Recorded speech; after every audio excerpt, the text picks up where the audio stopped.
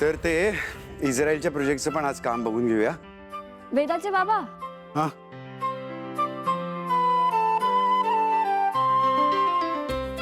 बापरे. यात सगळं जेवण आहे आणि हो सगळं संपायचं. ओके.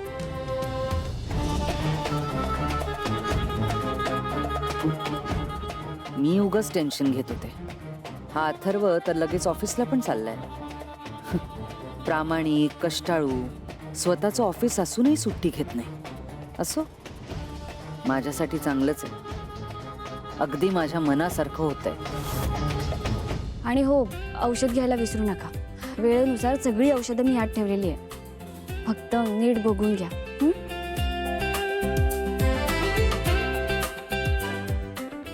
गेले काही दिवस हेच करतोय मीरा.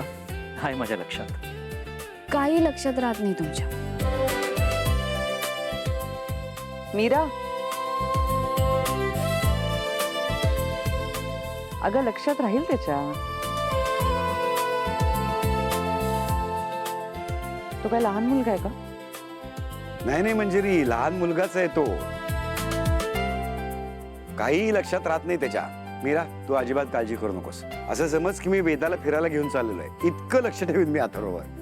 आणि अथर्व, मला विचारल्याशिवाय कुठेही इकडे तिकडे जायचं नाही, काहीच करायचं नाही, कळलं?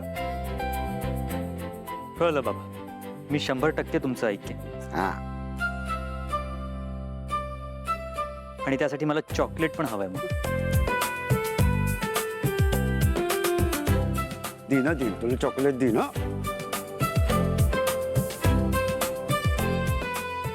चला,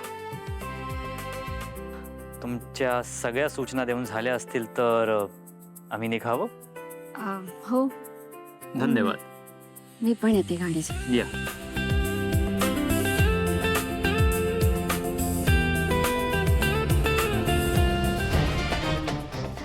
हीच संधी आहे.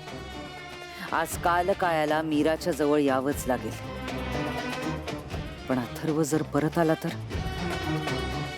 तर सगळं बिघडू शकतं. प्रत्येक पाऊल विचारपूर्वक टाकावं लागेल. पुढची अडचण सोडवण्यासाठी हा धोका पत्करावाच लागेल मंजिरी.